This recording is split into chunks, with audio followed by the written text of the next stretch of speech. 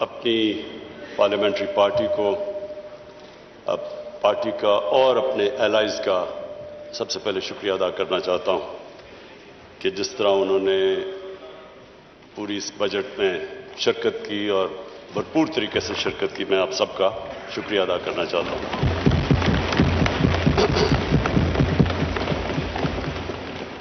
Speaker صاحب، اس کے بعد میں آج اپنی جو میں نے بجٹ کی تقریر کرنی ہے اس سے پہلے میں آج دعوت دینا چاہتا ہوں اپوزیشن کو اس چیز پہ،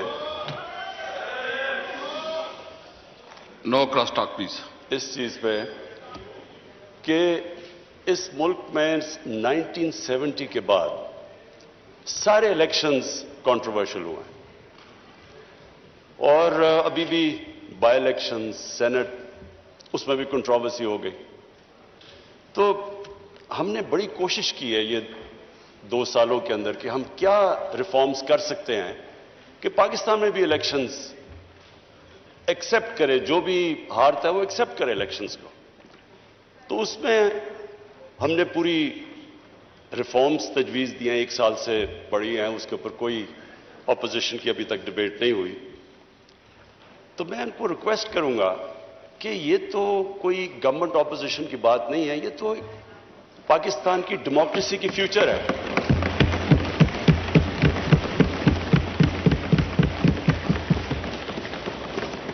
اسپیکر صاحب، کیونکہ میری 21 سال زندگی انٹرنیشنل کرکٹ میں گزری، تو میں صرف اپنے تجربے سے بتانا چاہتا ہوں کہ جب ہم کرکٹ کھیلتے تھے تو اپنے اپنے امپائر ملک کھڑے کرتے تھے، اور ہوتا کیا تھا کہ جو ہارنے والا ہے وہ ہار نہیں مانتا تھا، کہتے جو ہارتا تھا مخالف ملک میں جا کے وہ کہتا تھا جی امپائروں نے ہمیں ہرا دیا۔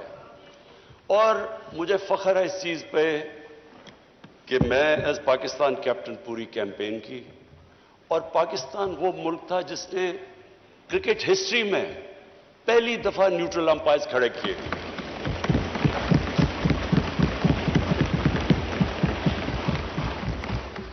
اور آج دنیا کی کرکٹ میں نیوٹرل امپائرز بھی ہیں، ٹیکنالوجی بھی ہے، اور جو ہارتا ہے وہ سب مان جاتے ہیں ہار۔ یعنی سارا جو کرکٹ کے اندر جو فیئرنس تھی وہ اس لیول پہ ہے کہ اب یہ ایشو ختم ہو گیا امپائرنگ کا۔ میں یہ ریکویسٹ کرتا ہوں کہ اب ٹائم آ گیا ہے کہ ہم بھی الیکشن لڑیں اور کسی کو یہ فکر نہ ہو کہ جی مجھے کوئی دھاندلی سے ہرا دیا جائے گا۔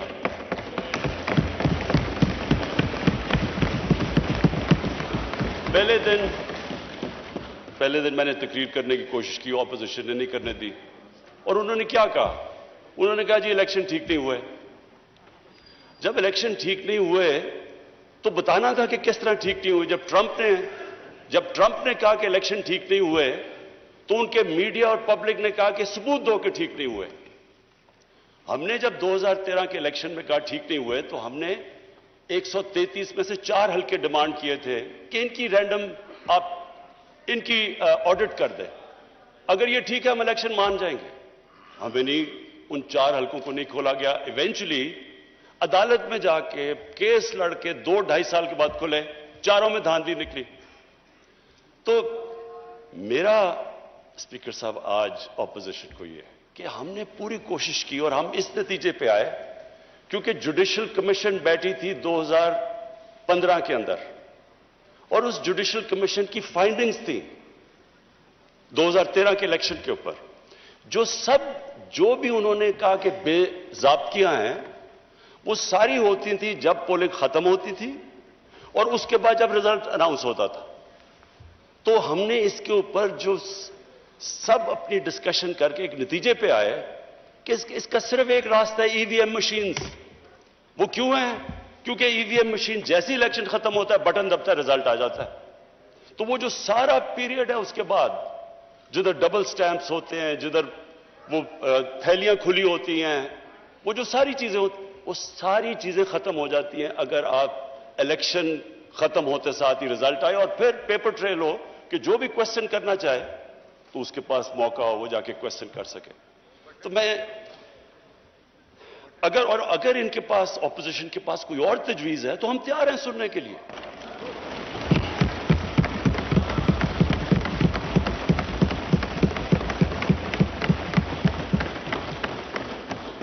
لیکن یہ تو کوئی ہر الیکشن اگر آج آپ کچھ اس میں کوئی ریفارم نہیں کریں گے یہ تو پھر ہر الیکشن کے اندر یہی سلسلہ ہوگا، جس طرح بائی الیکشن، جس طرح سینٹ کے اندر. تو یہ ایک میری ریکویسٹ تھی. اچھا جی، اب میں اس بجٹ کے اوپر آتا ہوں. میں اس بجٹ کے اوپر بات کرنے سے پہلے اپنی ویژن کی بات کرنا چاہتا ہوں کہ ہماری ویژن کیا پاکستان کی، اور جو بجٹ ہے وہ ریفلیکٹ کرنا چاہیے جو ایک ملک کی ویژن ہے.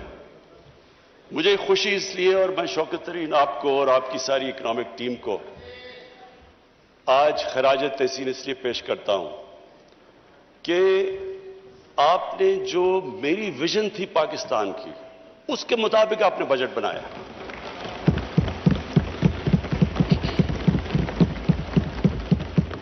اسپیکر صاحب، جب ہم نے 25 سال پہلے تحریک انصاف کو اس کو شروع کیا پارٹی کو، تو ہماری جو موٹیویشن تھی، جو میری موٹیویشن تھی، وہ ایک ہی تھی جو کہ نظریہ پاکستان تھا. نظریہ پاکستان آبجیکٹو ریزولوشن کے اندر بڑا کلیئرلی ڈیفائنڈ ہے: اسلامی فلاحی ریاست. یہ جو اسلامی فلاحی ریاست ہے، یہ نظریہ جو ہمارے فاؤنڈنگ فادرز تھے انہوں نے مدینہ کی ریاست سے لیا، کیونکہ وہ دنیا کی پہلی فلاحی ریاست تھی. اب اسپیکر صاحب، ہم نے یہ کیوں، میں ذرا سارے ہاؤس کے لیے، اپنے یوتھ کے لیے، سب کے لیے کہنا چاہتا ہوں کہ یہ کیوں ضروری ہے کہ ہم پاکستان اسی فاؤنڈنگ فادرز کی ویژن کے اوپر واپس جائے. وہ اس لیے ضروری ہے اسپیکر صاحب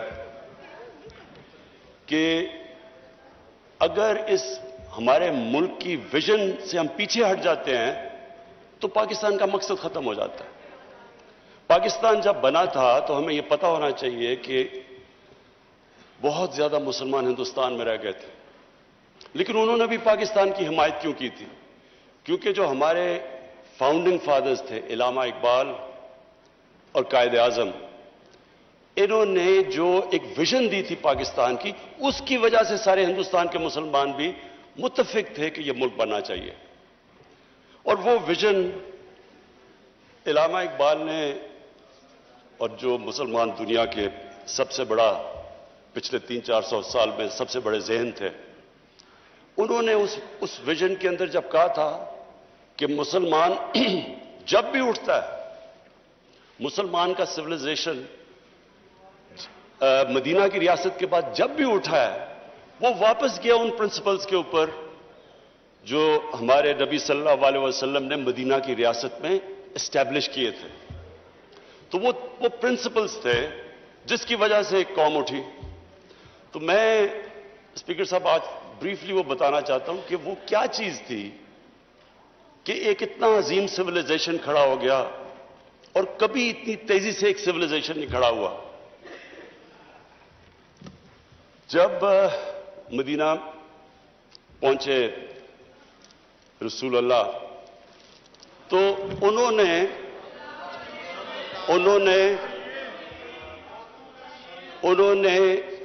مدینہ کی ریاست میں جو پرنسپلز طے کیے، یہ دنیا کی تاریخ اس کی گواہ ہے کہ ان کے مدینہ کے آنے کے بعد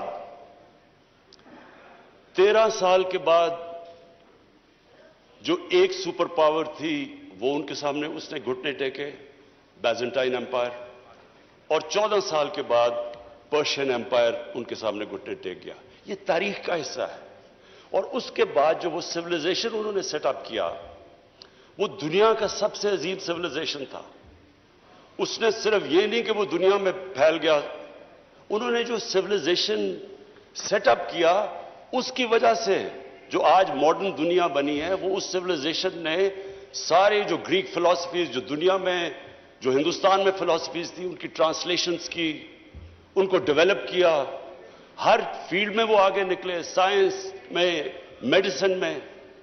اور اس کے بعد وہ جب بعد میں ہمارا جب سویلائزیشن نیچے گیا تو یورپ نے ٹیک اوور کر لیا.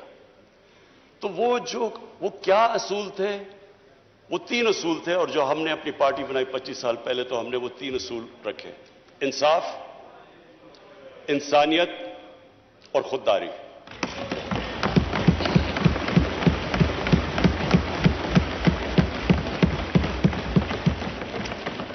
اور یہ 3 ہماری ویژن سٹیٹمنٹ میں ہیں کہ ہم یہ سمجھتے ہیں کہ جو ہمارا بجٹ ہے وہ ریفلیکٹ کرنا چاہیے یہ 3 پرنسپلز۔ اس سے پہلے میں آج اپنی اکنامک ٹیم کو خراج تحسین پیش کرتا ہوں۔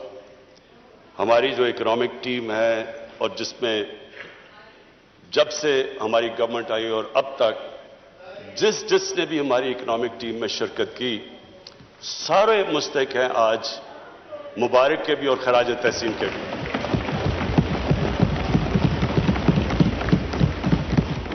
اس ہال میں ہمارے اسپیکرز نے سب نے بتایا کہ کس طرح کا پاکستان ہمیں ملا۔ جب ہماری گورنمنٹ آئی تو جو سب سے بڑے ہمیں پرابلم تھا وہ جو ٹرم استعمال کرتے ہیں کرنٹ اکاؤنٹ ڈیفیسٹ۔ جو کرنٹ اکاؤنٹ ہے وہ میں عام لوگوں کے لیے سمجھانے کے لیے کہ کرنٹ اکاؤنٹ کا مطلب یہ ہے کہ ملک میں ڈالرز کتنے آ رہے ہیں اور ملک سے باہر کتنے ڈالرز جا رہے ہیں۔ اس کا پاکستان کی تاریخ کا سب سے بڑا ڈیفیسٹ تھا۔ اس کا مطلب یہ کہ ہماری جو کرنسی تھی وہ خطرے میں تھی، کیونکہ اتنا بڑا جب خسارہ تھا، ڈالرز کی کمی تھی تو ڈالرز نے اوپر جانا تھا، کرنسی نے ڈی ویلیو ہونا تھا۔ اس کے لیے جو سب سے بڑا ہمیں آتے ساتھ ہی سروائیول کا جو شروع میں پیریڈ تھا، ہم سب نئے تھے، ٹیم نہیں تھی، تجربہ نہیں تھا، تو اس کے اندر اتنے بڑے کرائسس میں اس لیے اپنی ٹیم کو خراج تحسین پیش کرتا ہوں کہ ہم نے بڑے مشکل قدم اٹھائے اپنی اکانومی کو سٹیبلائز کرنے کے لیے۔ تکلیف دہ تھے، اور اسپیکر صاحب وہ تکلیف دہ ایسے تھے کہ آپ ایک ملک اگر گھر کی مثال لے لیں، میں سب کے لیے ایک آسانی پیدا کرنا چاہتا ہوں کہ ہمارے سارے جو بھی آج دیکھ رہے ہیں سب کو سمجھ آ جائے کہ وہ کیا مشکل تھی پاکستان کو۔ ایک گھر مقروض ہو جاتا ہے، آمدنی اور خرچے میں بڑا خسارہ ہو جاتا ہے، کرایہ دار آ رہا ہے، لوگ آ رہے ہیں پیسے مانگنے کے لیے، قرضے لیے ہوئے ہیں، تو وہ گھر کیا کرتا ہے؟ وہ صرف دو چیزیں کر سکتا ہے: اپنے خرچے کم کرتا ہے اور اپنی آمدنی بڑھانے کی کوشش کرتا ہے۔ تو جب وہ اپنے خرچے کم کرتا ہے تکلیف ہوتی ہے گھر کو۔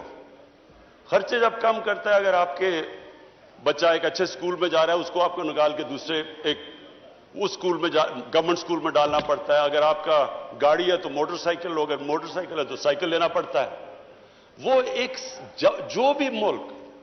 جو بھی گھر اس سچویشن میں ہوتا ہے اس کو اس مشکل وقت سے گزرنا پڑتا ہے جب تک اس کی آمدنی اوپر نہیں آتی۔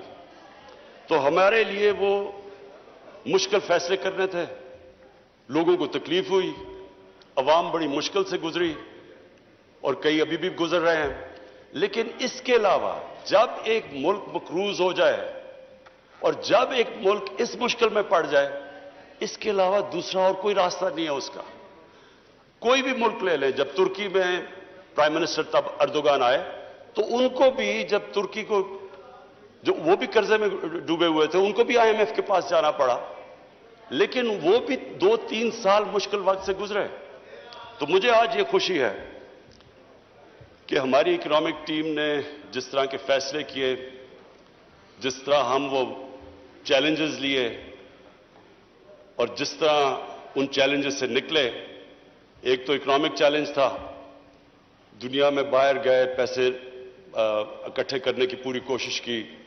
میں آج پھر اپنے وہ ملکوں کا شکر گزار ہوں جس طرح UAE نے ہماری مدد کی، سعودی عربیہ نے ہماری مدد کی، چائنا نے ہماری مدد کی۔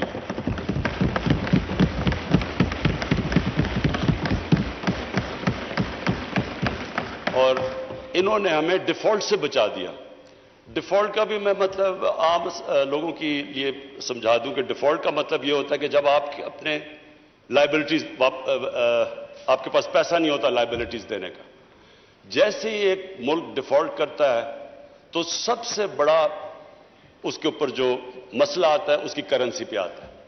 تو جیسے جیسے آپ کی کرنسی گرتی ہے ملک میں مہنگائی بڑھ جاتی ہے، غربت بڑھ جاتی ہے، ساری انویسٹمنٹ رک جاتی ہے.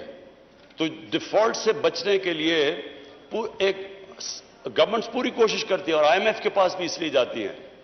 ہم نے شروع میں جب ہماری آئی ایم ایف سے نیگوسیشنز تھی ہم نے کوشش کی کہ ہم نہ جائیں. ہم نے کوشش کی کوئی اور کوئی طریقہ نکلا ہے کیونکہ اتنا بڑا خسارہ تھا $20 ارب کا. جو آئی ایم ایف کنڈیشنز لے رہی تھی وہ بڑی مشکل تھی، اس سے لوگوں کو بڑی تکلیف ہونی تھی. اس لیے ہم کوشش کرتے رہے کہ ہمیں کوئی اور سورسز سے پیسہ مل جائے، لیکن آخر ہمیں جانا پڑا.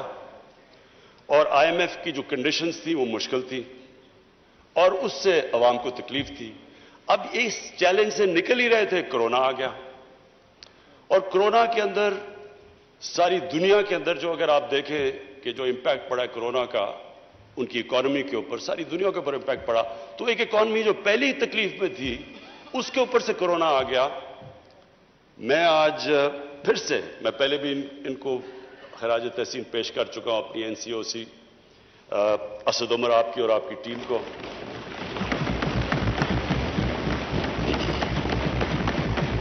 ڈاکٹر فیصل کو، اور اس میں پھر جتنی بھی کوآرڈینیشن تھی پاکستان آرمی، انہوں نے ہماری پوری مدد کی. ہم نے انٹیلیجنس پوری ان سے لی. جو بھی پھر ہم نے ہاٹ سپاٹس اور پھر ان کو لوگوں کو ٹریک اینڈ ٹریس، اور ڈاکٹر فیصل جس نے پوری ایکسپرٹ اوپینین ہمیں دیتا رہا کہ یہ دنیا میں یہ ہو رہا ہے تو آپ کو یہ جو بھی قدم ہمیں اٹھانے چاہیے. تو اس سے میں آج ہم سارے پاکستانی ہم وہ خوش قسمت قوم ہے. اگر آپ ارد گرد دیکھیں، ایران میں دیکھیں، بدقسمتی سے ابھی افغانستان دیکھیں، ہندوستان دیکھیں، آج انڈونیشیا میں جو ہو رہا ہے، تو ساری، اور بنگلہ دیش میں جو صورتحال ہے، لاک ڈاؤنز لگا دی ہیں، اس کے مقابلے میں اللہ کا میں خاص طور پہ، کیونکہ اللہ نے، ہم انسان تو ایک سٹیج تک جا سکتا ہے، اس کے بعد تو اوپر والے کے اوپر چھوڑ دیتا ہے، اور اس نے ہمیں بچا لیا. ہم جس طرح نکلے اس سے،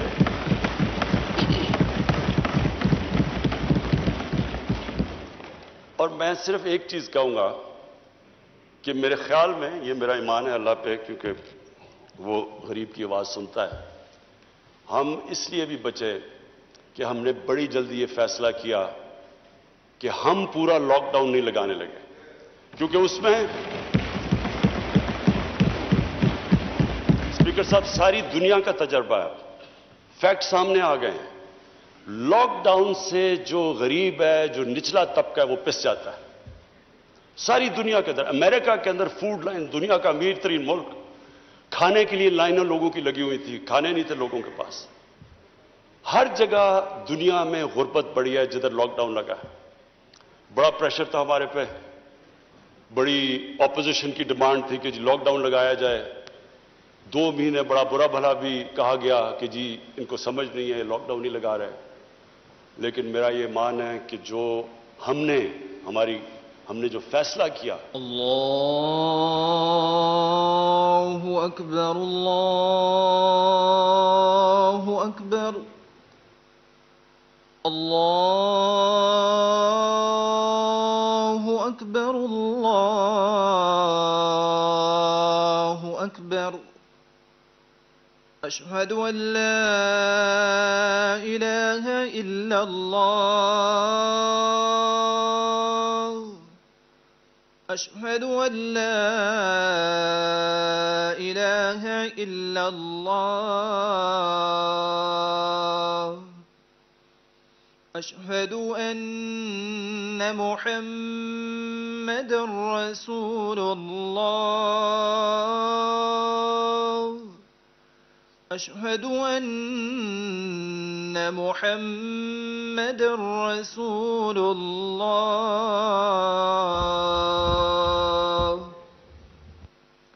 حی علی الصلاة،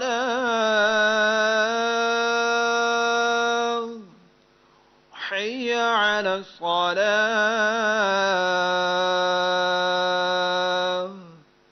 حی علی الفلاح،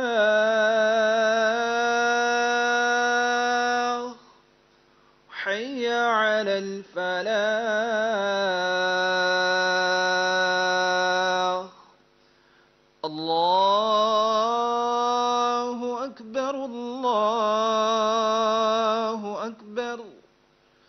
لا إله إلا الله.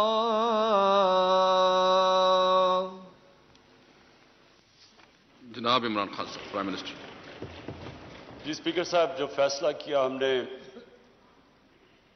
یہ سوچ کے کہ جو ہمارا دہاڑی دار ہے، ہمارے مزدور، ہمارا ڈیلی ویجر جو کہ ویکلی ویجر، وہ گھر میں کھانا ہی تب آتا ہے جب اگر وہ مزدوری کرے.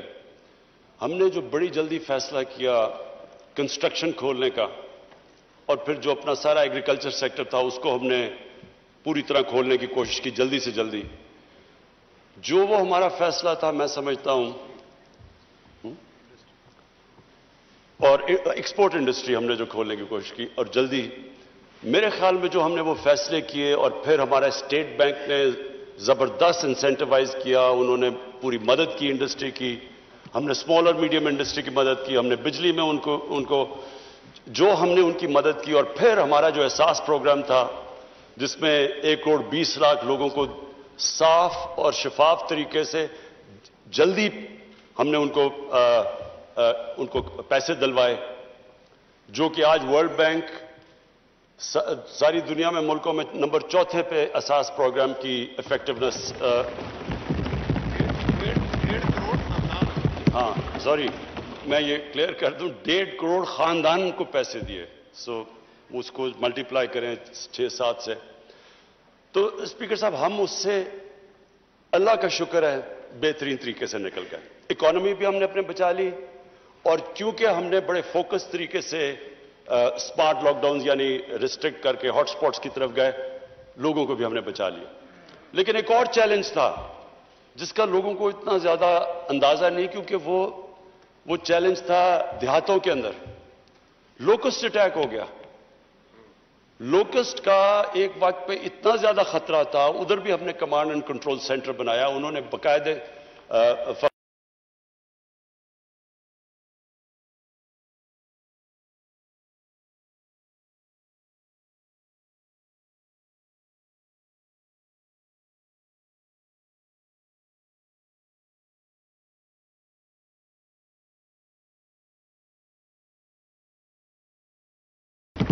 تو اسپیکر صاحب، ہم اللہ کا شکر ہے، یہ جو 4% گروتھ ریٹ ہماری تقریباً 4% گروتھ ریٹ آئی، اس کی وجہ یہ تھی کہ ہم نے ایگریکلچر کو پروٹیکٹ کیا.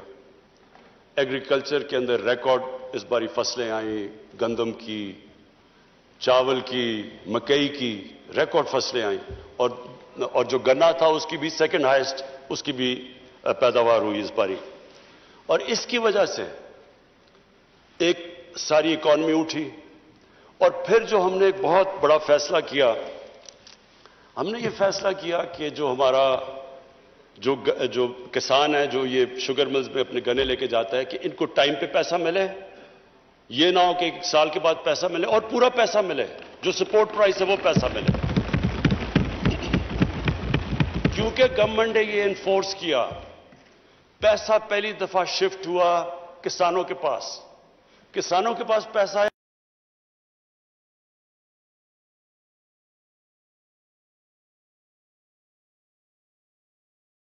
کہ کسانوں کے پاس پیسہ آیا اور وہ پیسے کو انہوں نے ری انویسٹ کیا. اور یہ اس سے ظاہر ہوتا ہے کہ اگر ہم اپنے ایگریکلچر کے اوپر، اور جو میں آگے آپ کو بتاؤں گا، کہ یہ ایک بہت بڑی جلدی ریزلٹس آ سکتے ہیں. جو بدقسمتی سے ہم نے اپنے ایگریکلچر پہ سالوں سے توجہ نہیں دی. یہ ایک سیکٹر ہے کہ اگر ہم اپنے کسان کا دھیان رکھ لیں تو یہ آپ کے سامنے ہے. ابھی بھی یہ جو ریکارڈ پیداوار آپ کے سامنے ہے. پھر ہماری ایکسپورٹ انڈسٹری، اس کو انسینٹیوائز کیا، اور مجھے بڑی خوشی ہے کہ یہ اس 1 سال کے اندر 17% ہماری ایکسپورٹس بڑھی.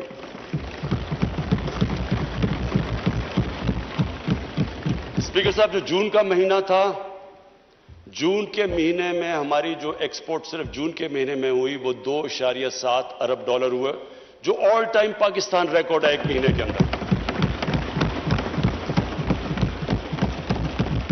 اور پھر ہم نے جو اپنی کنسٹرکشن انڈسٹری کو انسینٹیوائز کیا، جو رکاوٹیں تھیں وہ دور کی.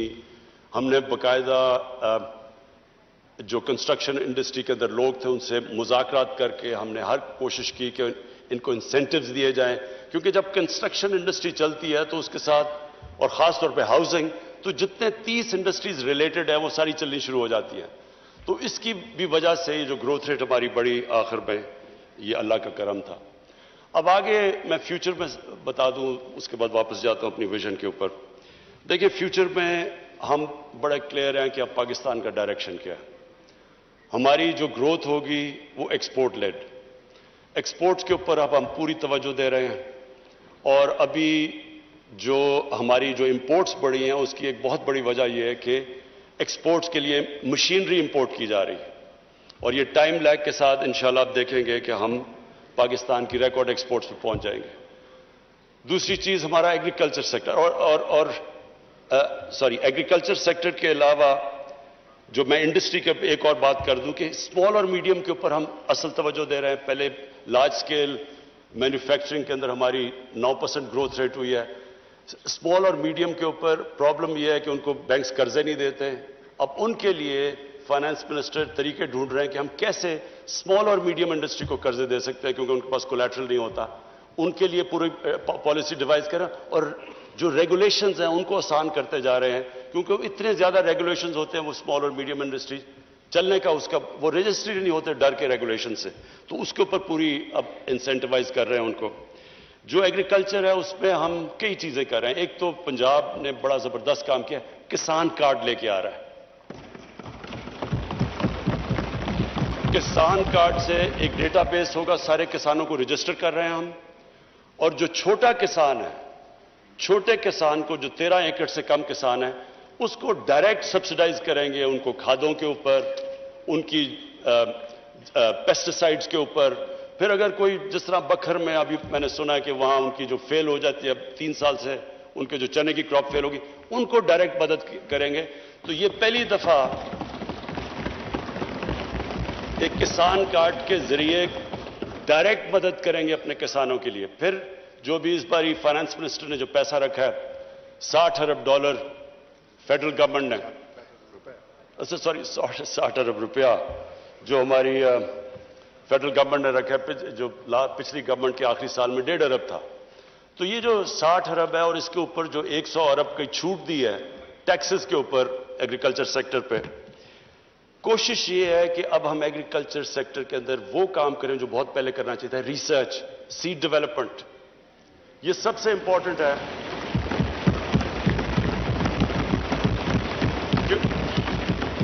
کیونکہ ہماری پروڈکٹیوٹی اگر آپ دوسری دنیا کے ملکوں سے دیکھیں تو پاکستان تقریباً سب سے کم پروڈکٹیوٹی ہے ہماری. تو بڑی جلدی اگر ہم اس پہ کام کر لیں تو جس طرح اس بار ریزلٹس آئے ہیں، اور ہمارا آگے مسئلہ بھی فوڈ سیکیورٹی کا ہے کیونکہ ہم اب فوڈ امپورٹر بن چکے ہیں. گندم بھی ہمیں امپورٹ کرنی پڑ رہی ہے، چینی بھی امپورٹ کرنی پڑ رہی ہے، ہمیں دالیں امپورٹ کرنی پڑ رہی ہیں، اور ایڈیبل آئل تو خیر پہلے بھی ہم امپورٹ کرتے تھے. تو اب ہماری کوشش یہ ہے کہ ان کی پہلے تو اپنی پیداوار بڑھائیں تاکہ آگے بڑھتے ہوئے آبادی کے لیے ہم فوڈ سیکیورٹی پرووائڈ کریں، لیکن اس کے علاوہ اپنی پروڈکٹ، اس کے علاوہ جو کسان ہیں اس کو ڈائریکٹ چھوٹے کسان کو سبسیڈائز کریں کیونکہ اصل ہمارا 70% تو چھوٹا کسان ہے اور اس کا سب سے بڑا پرابلم ہوتا ہے اس کے پاس پیسہ نہیں ہوتا، وہ آڑتی سے پھنس جاتا ہے. اور اس کی ہم نے کسان کی اور مدد کرنے کے لیے کیا فیصلہ کیا، کسان مارکیٹس. یہ چائنا سے ہم نے دیکھا ہے کہ انہوں نے ورچوئل مارکیٹس بنائی ہوئے ہیں جو کسان اور ہول سیلر یا ریٹیلر کو وہ اکٹھا کر دیتے ہیں. وہ ڈائریکٹلی کسان سپلائی کرتا ہے ریٹیل کو، اس کو لوگوں کو بھی سستی چیزیں ملتی ہیں، بیچ میں جو مڈل مین اڑ جاتا ہے، اور کسان کو بھی اونچی پرائس ملتی ہے. اس کے اوپر اب انشاءاللہ ہم پورا کام کر رہے ہیں. پھر جی پاکستان کا جو بڑا مسئلہ ہے دودھ. اب دودھ ایک ایسی چیز ہے جو کہ ایک بچوں کے لیے سب سے امپورٹنٹ نیوٹریشن ہے، پروٹین ہے. اب مسئلہ یہ بنا ہوا ہے، کیلشیم ہے. پرابلم ہمارا یہ ہے کہ جو کھلا دودھ بکتا ہے وہ زیادہ تر کنٹامنیٹڈ ہے، اور پھر جب ہم ان کو جو کنٹامنیٹ دودھ کو ہٹاتے ہیں تو اس کی قیمت اوپر چلی جاتی ہے. تو ہم اس نتیجے پہ آئے ہیں کہ اس کا سب سے آسان طریقہ یہ ہے کہ ان کی جینیٹک امپروومنٹ کریں گایوں کی اور بھینسوں کی. اور اس کے لیے ہم باہر سے اب یہی باہر سے امپورٹ کر رہے ہیں جو जिससे इनकी हम जीन्स को इंप्रूव कर सकें। इंशाअल्लाह ये हम समझते हैं कि 1-2 सालों के अंदर 2 सालों में इसका इंपैक्ट पड़ जाएगा, और इसके लिए हमने काफ़ी पैसे रखे हुए हैं कि हमारा जो लाइफ स्टॉक है वो इंप्रूव हो। इतनी ज़्यादा हमारे पास गाय भैंसे हैं, लेकिन उनकी प्रोडक्टिविटी बहुत चाइना में 6 गुना ज़्यादा उनको वही दूध लेती है गाय से जिस पाकिस्तान के मुकाबले में। तो अगर हम दुगना भी कर लें तो ये बहुत बड़ा इंपैक्ट पड़ जाएगा हमारी जो इम्पोर्टेंट है दूध सप्लाई के लिए। अच्छा स्पीकर साहब, अब मैं वापस रिवर्ट करता हूं कि पाकिस्तान ने अगर आगे बढ़ना है तो हमें उन असूलों के ऊपर वापस जाना चाहिए जिस विजन के मुताबिक पाकिस्तान बना था। जो 3 चीज़ें हैं, इंसानियत, इंसाफ और खुददारी। सबसे पहले तो मुझे इस बजट में सबसे बड़ी खुशी हुई कि पाकिस्तान की तारीख का सबसे ज्यादा पैसा हमने सोशल प्रोटेक्शन के लिए दिया है।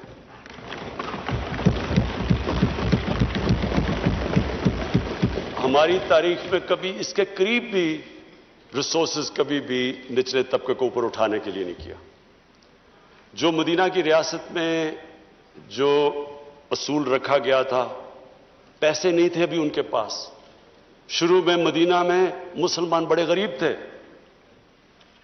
लेकिन रसूलुल्लाह ने, नबी सल्लल्लाहु अलैहि वसल्लम ने शुरू में ही कह दिया कि हमारी सबसे बड़ी कोशिश होगी कि जो कमजोर तबका है, जो बेवा हैं, जो यतीम हैं, जो माजूर हैं, गरीब हैं, इनको रियासत ने इनकी जिम्मेदारी ली थी। ये पहली दफा दुनिया में एक वेलफेयर स्टेट बनी थी। तो पाकिस्तान शुरू से ही हमें जिस तरफ जाना चाहिए था हम नहीं गए, हम दूसरी तरफ चले गए। हमने कहा पहले पैसा आएगा फिर वेलफेयर स्टेट बनेगी, कि जो ऊपर से जो वर्ड यूज किया जाता है ट्रिकल डाउन इफेक्ट होगा, पैसा होगा तो फिर वो पैसा नीचे आएगा। ये ट्रिकल डाउन इफेक्ट मदीना की रियासत में नहीं था। पहले उन्होंने जिम्मेदारी ली अपने कमजोर तबके की, पहले रियासत ने उनको ऊपर उठाया और फिर खुशहाली आई। असल में जो ईमान वाले लोग हैं वो ये जानते हैं कि कामयाबी तो अल्लाह ने देनी होती है, कोशिश इंसान करता है, वो देखता है, वो फिर से मैं ये कहूंगा वो गरीब की आवाज सुनता है। जब आप निचले तबके की मदद करते हैं, दुखी इंसानियत की, ऊपर वाले से बरकत आती है। और ये हमारे सामने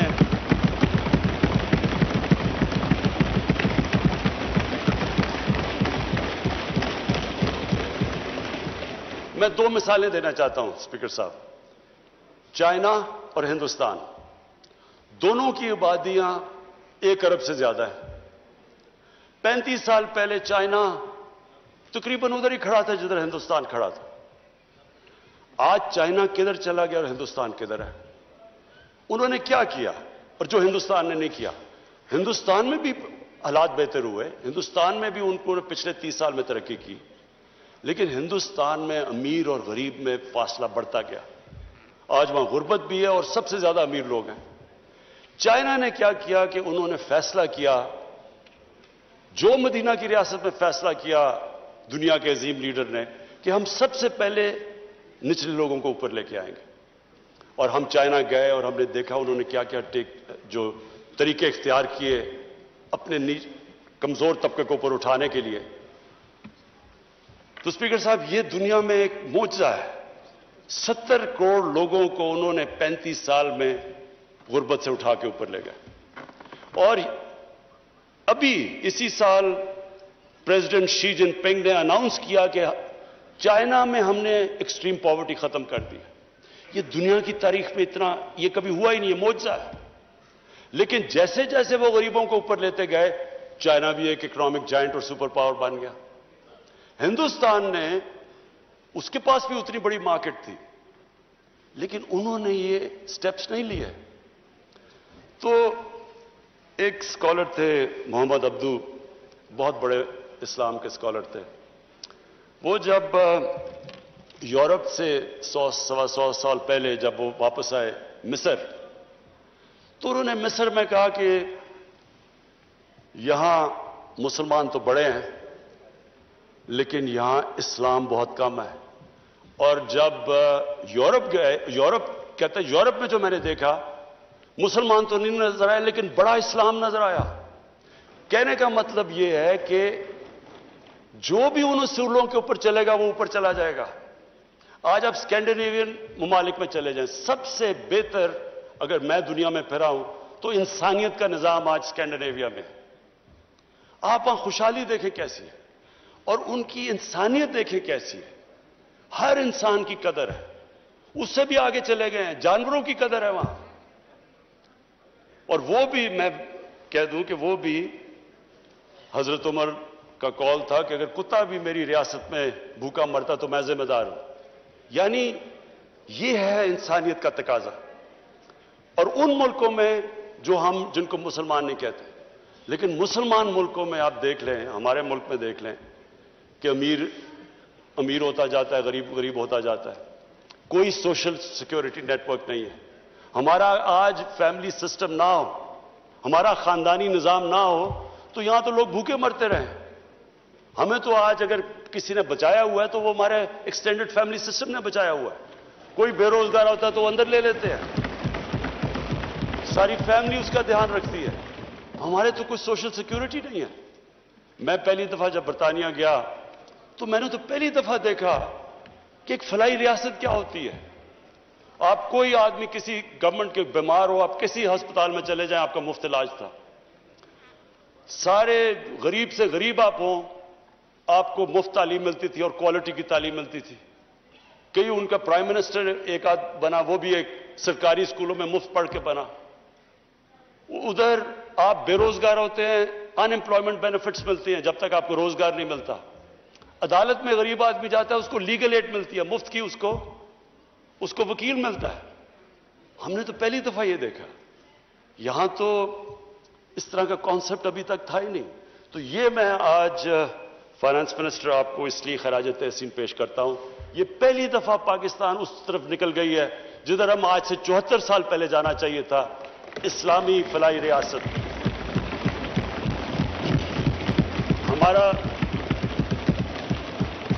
हमने 500 अरब रुपया हमने रखा हुआ है। एक नया प्रोग्राम लेके आ रहे हैं, कामयाब जवान, कामयाब पाकिस्तान। कामयाब जवान उसका हिस्सा है, ओवरऑल कामयाब पाकिस्तान। और मकसद इसका यह है कि हम 40 से 50 लाख जो हमारे सबसे निचला तबका, और हमारे पास तकरीबन सारा डेटा बेस तैयार हो गया है। इंशाअल्लाह हमारे पास अगले महीने तक सारा पाकिस्तान का हम अपना डेटा बनाया है कि सारी इनकम लेवल्स के हमारे पास अब डेटा आ गया है कि कौन सी फैमिली के कितने पैसे हैं, कितनी इनकम है। और उसके मुताबिक हमने ये फैसला किया कि जो निचला 40 से 50% खानदान है उनको हम इस कामयाब पाकिस्तान के नीचे लाने लगे। 500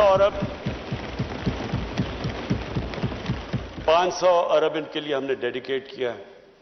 इसमें 4 चीजें होंगी। सबसे पहले सस्ते सूद के बगैर कर्जे। किसान जो होंगे उनको 3 लाख देंगे सूद के बगैर कर्जा, छोटे किसानों के लिए। और जो शहर के अंदर हम उनको पैसे देंगे ताकि वो अपना कोई कारोबार शुरू कर सके। दूसरी चीज हम स्पीकर साहब उनके लिए वो काम कर रहे हैं जो मैं हमेशा सोचता था कि अल्लाह ने कभी मौका दिया तो वो हम इस मुल्क में करेंगे। Health card, health insurance. जो मैं अपने जो हमारे पीटीआई के 3 सूबे हैं, पंजाब, पख्तूनख्वा और जीबी, इनको मैं आज खास ये इसलिए मुझे खुशी से मैं इनकी तारीफ करना चाहता हूं। और बलूचिस्तान, वो हमारी कोलिशन गवर्नमेंट है, उधर भी मेरी जाम कमाल से बात हो चुकी है कि सारे शहरियों को हमने, सारे जितने भी खानदान हैं उन सबको हमने हेल्थ इंश्योरेंस देनी है।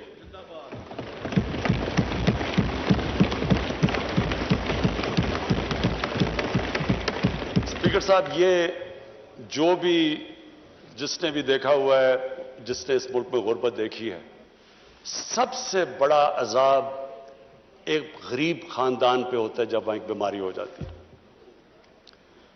पहले उनके बजट नहीं मिल रहे होते, वो मुश्किल से अपने घर का गुजारा कर रहे होते हैं। तो एक फर्द जब बीमार होता है या उसको कोई पैसा खर्च करना पड़ता है, वो कर्जे लेते हैं, सारा खानदान गुर्बत के नीचे चला जाता है। ये जो चीज की है, मैं अपनी सारी, अगर मैं अचीवमेंट कोई कहूं कि जिससे मुझे सबसे ज्यादा खुशी है, वो ये हेल्थ इंश्योरेंस है, और यूनिवर्सल हेल्थ इंश्योरेंस। ये अमेरिका जैसी जगह में नहीं है।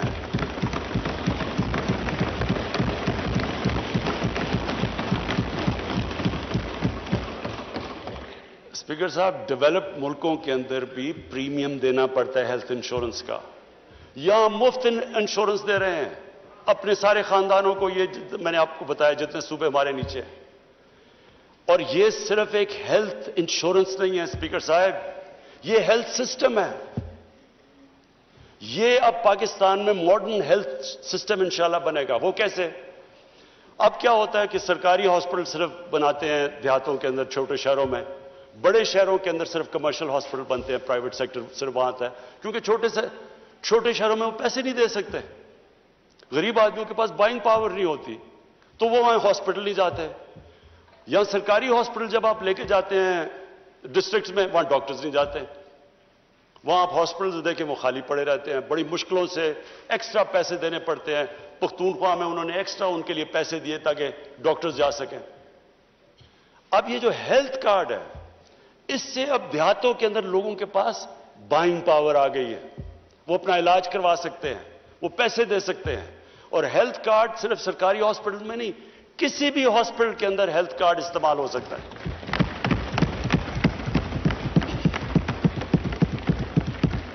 गवर्नमेंट के पास तो पैसे नहीं सारे मुल्क में हॉस्पिटल्स बनाने के लिए, हमारे पास तो इतने पैसे नहीं हैं।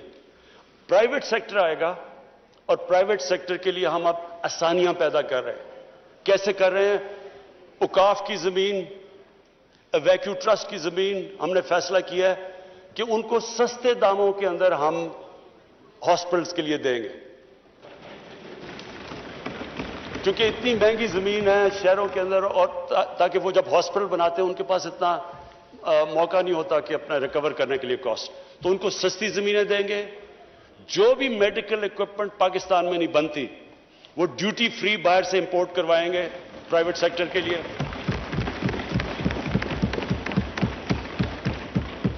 और इंशाअल्लाह मेरे ख्याल में ये जो एक ऐसा हमने कदम उठाया है, ये एक रेवोल्यूशनरी स्टेप है।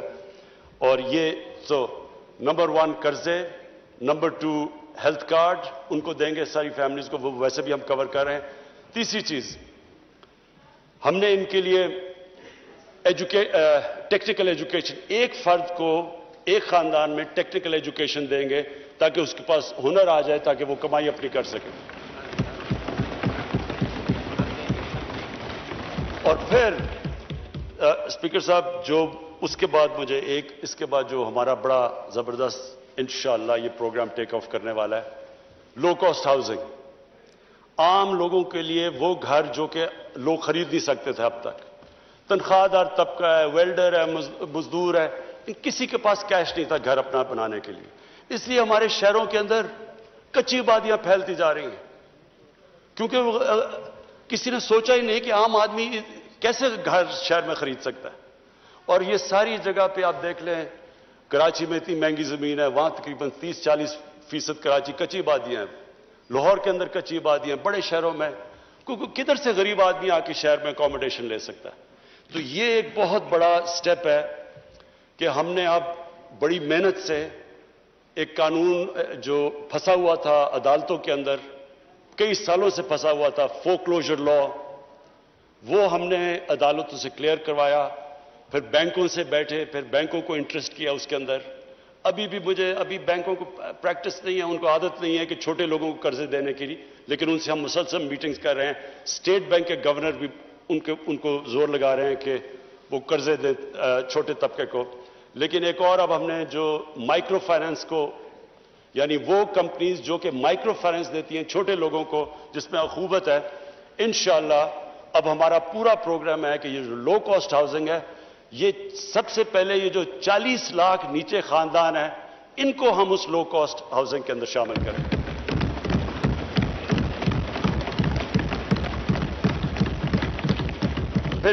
फिर स्पीकर साहब, एहसास प्रोग्राम अब हमारा اس اگلے مہینے جس طرح میں نے کہا ہمارے پورا ڈیٹا بیس پاکستان کا کمپلیٹ ہو جائے گا. اب یہ ڈیٹا بیس کمپلیٹ ہوگا, اس کے بعد ہمارا جو نیکسٹ سٹیپ ہے کہ اب ہم نے وہ سافٹ ویئر ڈیولپ کر رہے ہیں, اور جتنے بھی کریانہ سٹورز ہیں اور یوٹیلیٹی سٹورز ہیں ان کے اندر وہ آٹومیشن لے کے آ رہے ہیں, ان کے پاس وہ ہوگا جو ڈیوائس, اور ان کے ذریعے 1,20,00,000 خاندانوں کو ڈائریکٹ سبسڈی دیں گے احساس کے ذریعے.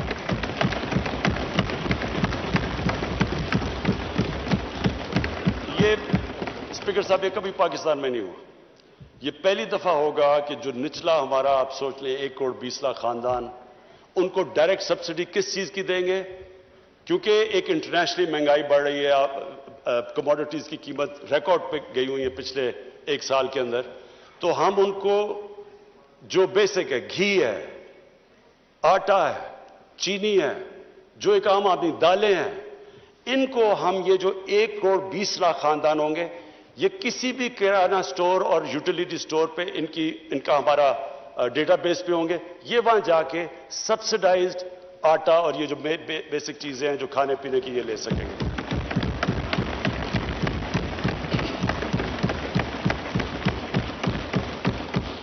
اور پھر 90,000 ہم اسکالرشپس, انڈر گریجویٹ اسکالرشپ اپنے غریب طبقے کو دے رہے ہیں جو بھی نیچے.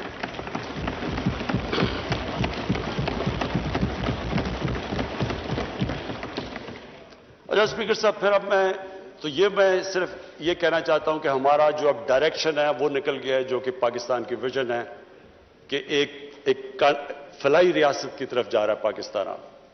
میں یہ بھی کہہ دوں کہ مجھے جو بڑی خوشی ہوتی ہے جب میں دیکھتا ہوں جو ہم نے پناہ گاہ بنائی ہوئی ہیں, جو مزدور ہیں بیچارے, جو محنت کش لوگ جو کہ سارا دن مزدوری کرتے ہیں اور پھر بچا کے پیسہ اپنے بیوی بچوں کو بھیجتے ہیں, تو اب ہماری پناہ گاہ کا جو جال ہے وہ انشاءاللہ ہم سارے پاکستان میں ان ایریاز میں دیتے ہیں جدھر باہر سے لوگ مزدوری کرنے آتے ہیں, تاکہ وہ سو بھی سکیں, ان کو کرایہ بھی نہ دینا پڑے, ان کو کھانا پینا بھی مل جائے, وہ صاف ان کو نہا دھو بھی لیں, اور اس کے بعد جو بھی پیسہ ان کا بچے وہ سیدھا اپنے گھر میں بیوی بچوں کو بھیجیں.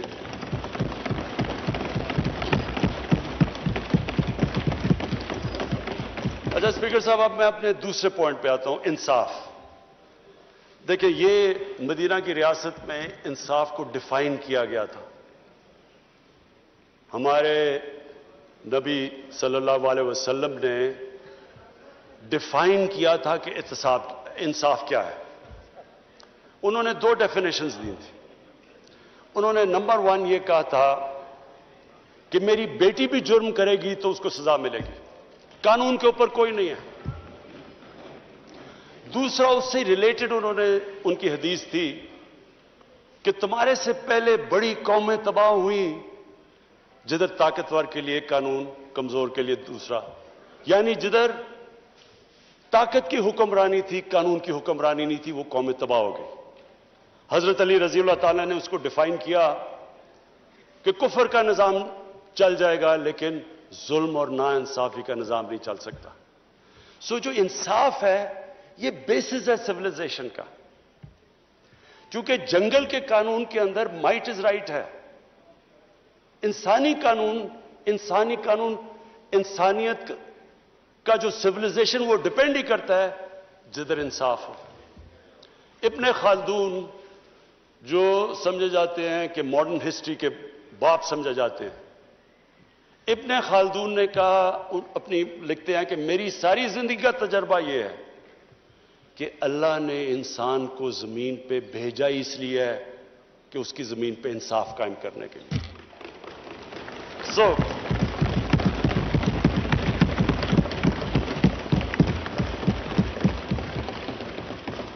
اسپیکر صاحب, یہ جو بیسز ہے قانون کی حکمرانی, یہ ہے بیسس ایک سوسائٹی کا. آج اگر آپ دنیا کی تاریخ سٹڈی کر لیں تو معاشرہ تو وہی اوپر گیا, خوشحال وہ ہوا جدھر انصاف ہے. شیر شاہ سوری کے میں پڑھ رہا تھا کہ جب وہ اوپر آئے وہ تو ان کو ایک جاگیر دی گئی. شیر شاہ سوری کی جو جاگیر उठे शेरशाह सूरी उधर से।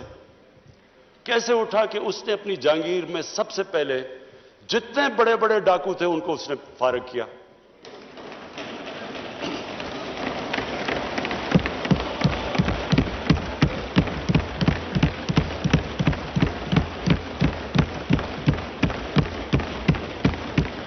जैसे ही स्पीकर साहब, जैसे ही उसने जो बड़े बड़े वहां गैंग्स फिरती थी डाकुओं के, उनको फारग किया, अमन आ गया।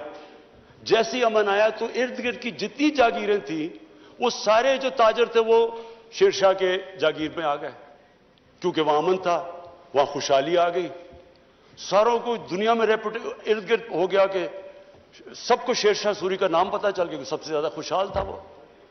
आप उठा के देख लें, पहले दिल्ली की सल्तनत देख लें, बलबन था तो एक वो आदमी था जो कि इंसाफ पसंद था, वहां खुशहाल था। अलाउद्दीन खिलजी, उसके दौरे में खुशहाली थी। जैसे ही जिस माशरे के अंदर जब ताकत की हुक्मरानी आती है, यानी जंगल का कानून आता है, वो नीचे चला जाता है। आज दुनिया में मुझे एक मुल्क बता दें जो खुशहाल है और उधर कानून की हुक्मरानी और इंसाफ ना हो, और एक मुल्क मुझे बता दें जो गरीब है जिधर इंसाफ हो। ये कॉन्ट्रडिक्शन इन टर्म्स है। इसको मैं आपको और स्पेल आउट कर देता हूं। सेक्रेटरी जनरल यूनाइटेड नेशंस ने एक पैनल बनाई, उसका नाम है fact I panel. Fact I panel ने इन्वेस्टिगेट किया कि ये अमीर और गरीब मुल्क में फासले क्यों पड़ रहे हैं। अमीर मुल्क अमीर होते जा रहे हैं, गरीब गरीब होते जा रहे हैं। स्पीकर साहब, उनकी जो कंक्लूजन है वो हमारे मुल्क के लिए बड़ी रेलेवेंट है।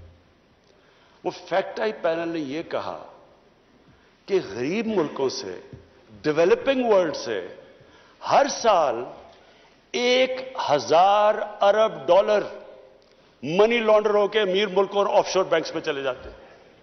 1000 अरब डॉलर। हमारा सुने, हमारा कितना बजट होगा? 60-70 अरब डॉलर का। हमारा बजट 22 करोड़ लोगों का 60-70 अरब डॉलर। 1000 अरब डॉलर हर साल गरीब मुल्कों से अमीर मुल्कों में चले जाते हैं। आप ये सोचें कि ये कितना बड़ी तबाही। नहीं, मुल्क को तबाह नहीं करता। मुल्क को तबाह करता है कि जब प्राइम मिनिस्टर इमरान खान और उसके वजीर, जब हम पैसा चोरी करके मुल्क से बाहर भेजते हैं, तब वो मुल्क की तबाही आती है। जब ये जो फैक्ट आई पैनल की रिपोर्ट है कि 1000 अरब डॉलर जो जा रहा है उनको गरीब मुल्कों से अमीर मुल्कों में, ये कोई गरीब लोग तो नहीं चोरी कर रहे ना, ये तो ताकतवर लोग पैसा चोरी कर रहे हैं। और इसीलिए हमारे रसूलुल्लाह सल्लल्लाहु अलैहि वसल्लम ने कहा कि बड़ी कौमें तुम्हारे से पहले तबाह हुई, ताकतवर को जो छूट दे देती है और कमजोर को पकड़ लेती है। कोई कौम ही नहीं तरक्की कर सकती। कोई मुझे दुनिया में बताएं, आप सारी दुनिया की तीसरी दुनिया, सारे अफ्रीकन रिपब्लिक देख लें, कितने मुल्क तरक्की कर रहे हैं जिधर ये हो रहा है। और स्पीकर साहब, यही स्ट्रगल है, पाकिस्तान की स्ट्रगल है रूल ऑफ लॉ की।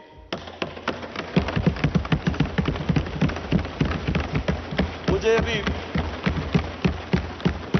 अब कल मैं देख रहा हूं, कल आया जी के एक सिंध के एमएनए, उसको नैब के लोग पकड़ने गए, उधर क्राउड इकट्ठा हो गया, उन्होंने नैब को लोगों को मारा, पुलिस ने मदद नहीं की।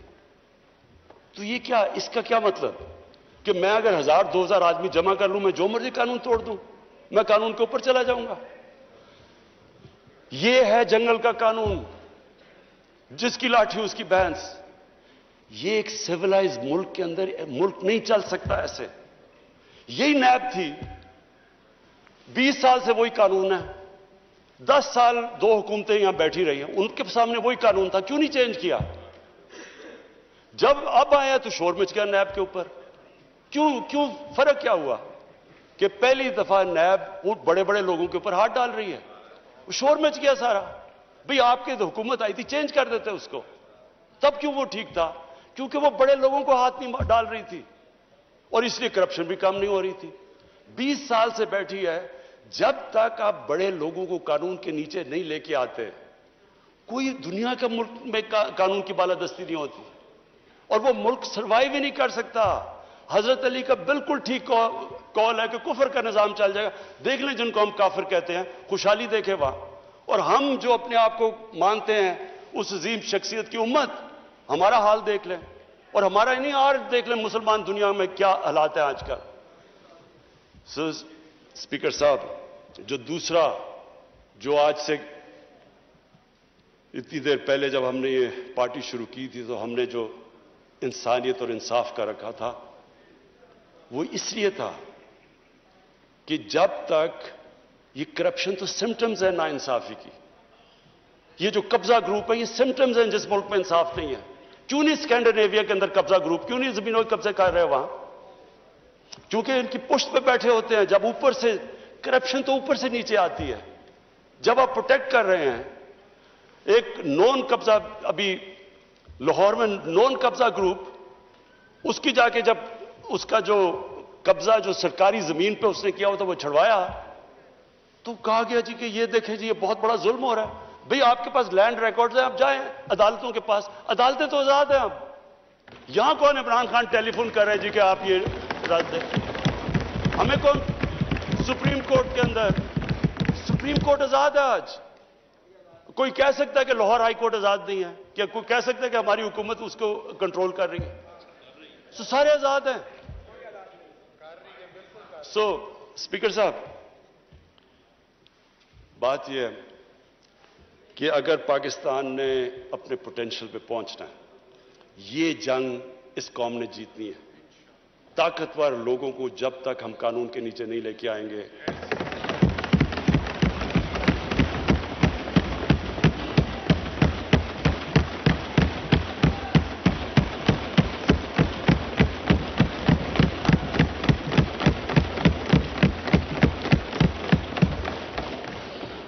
اچھا. اور تیسری چیز, یہ میرا آخری پوائنٹ ہے, خودداری. اسپیکر صاحب, جب سے پاکستان بنا ہمارے اندر ایک بڑی بدقسمتی ہے. ہمارا لیڈر عظیم تھا قائد اعظم محمد علی جناح, ایک غلام ہندوستان میں ایک آزاد انسان تھا. واہ واہ.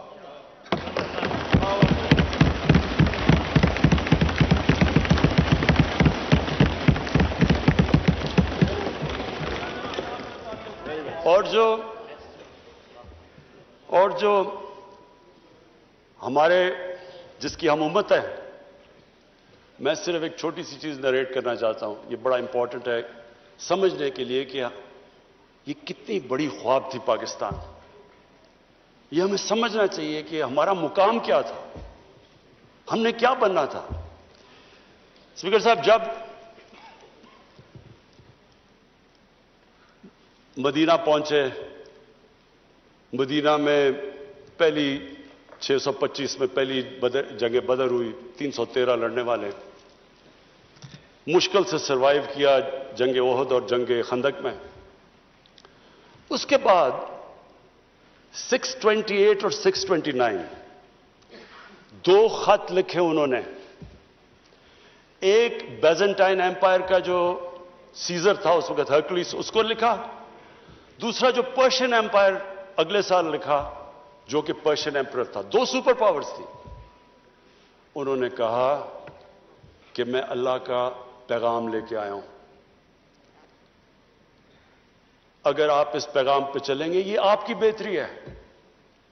آپ سوچیں کہ ایک چھوٹا سا جن کی حیثیت ہی کوئی نہیں, انہوں نے کیا ہمارے لیے کیا اس سے سبق ہے کہ لا الہ الا اللہ, اللہ کے سوا کوئی خدا نہیں ہے.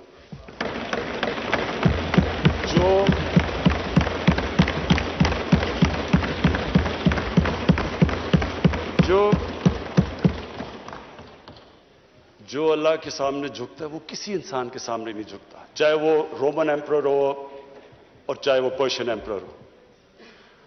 اور کون سوچ رہا تھا کہ وہی جو بڑے ایمپائرز تھے, سپر پاورز تھی, وہ دیکھتے تھے یعنی وہ دیکھیں یہ تو آج تو ماڈرن ڈے ہے, ان دنوں میں تو اونٹ کی ٹریول تھی. تو سوچیں کہ اتنی تیزی سے وہ کیسے کولیپس کر گئے.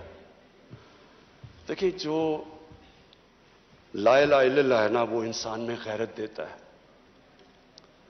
اور غیرت کے بغیر ना कोई इंसान बड़े काम करता है, ना आज तक कौमी गैरत के बगैर कोई मुल्क उठा है।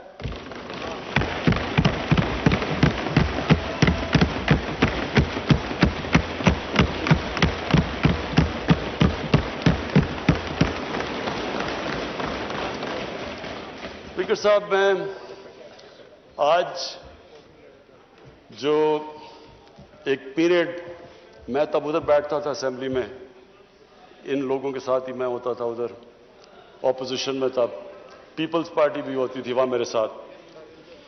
तो एक मुल्क ने फैसला किया कि अमेरिका की वॉर ऑन टेरर ज्वाइन करने का। मैं आज इसके ऊपर इसलिए बात करना चाहता हूं कि ये मैं बड़ा, अगर मेरी सारी जिंदगी में जो मैं सबसे ज्यादा पाकिस्तानी होते हुए मुझे जिल्लत फील हुई है वो इस टाइम पे हुई है, तो इसलिए मैं आज इसकी बात करना चाहता हूं। हमने फैसला किया कि जनाब हम फ्रंट लाइन स्टेट बन जाएंगे अमेरिका की वॉर ऑन टेरर। मैं उस वक्त, एक सीट थी मेरी तब भी, मैं बार बार कहता था कि इससे जंग से हमारा ताल्लुक क्या है। अल कायदा अफगानिस्तान बैठी हुई है, मिलिटेंट तालिबान अफगानिस्तान में, हमारे पास तो वो भी नहीं थे।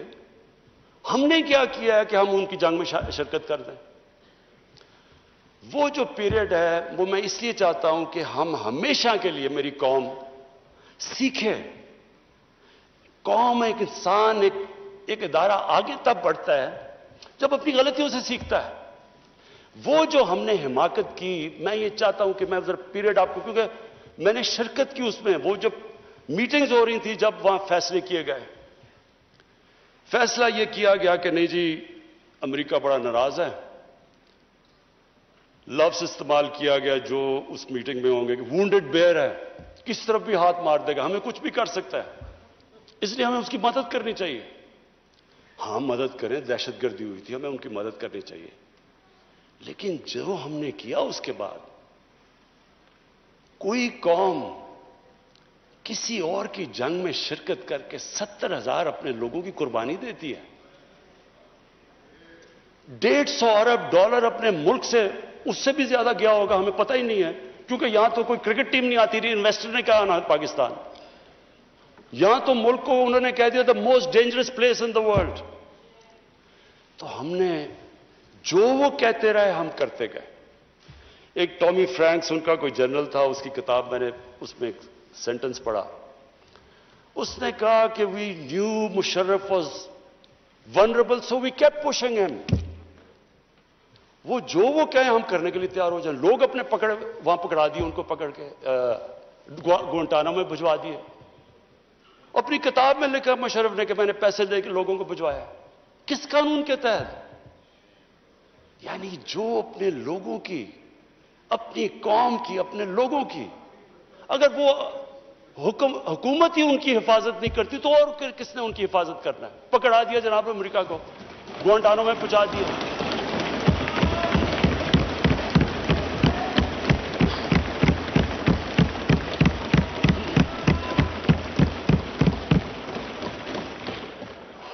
और यहां रुकी नहीं बात।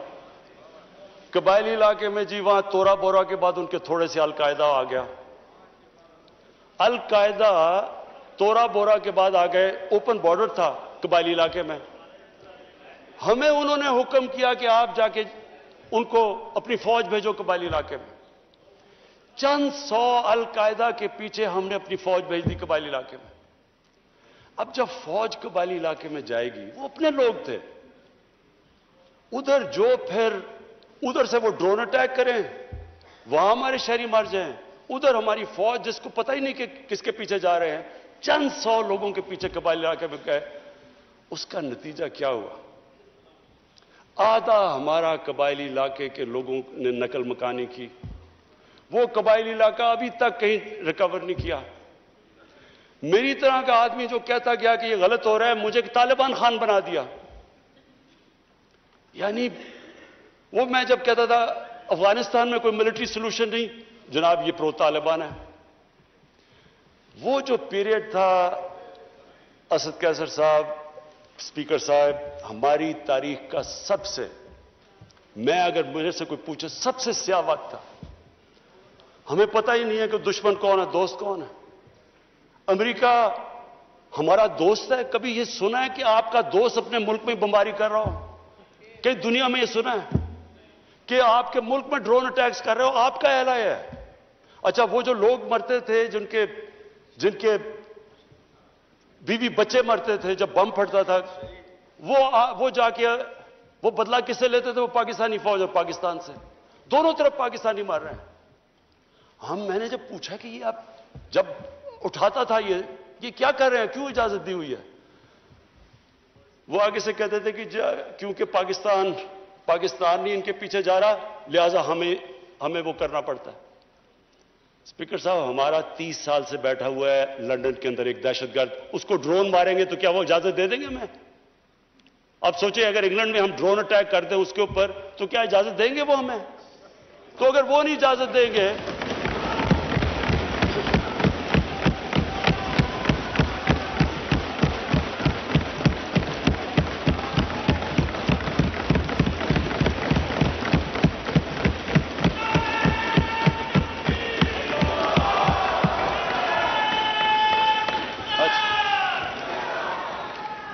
स्पीकर साहब, अगर वो इजाजत नहीं देंगे तो हमने क्यों इजाजत दी? क्या हम सब ह्यूमन हैं? हम आधे इंसान हैं?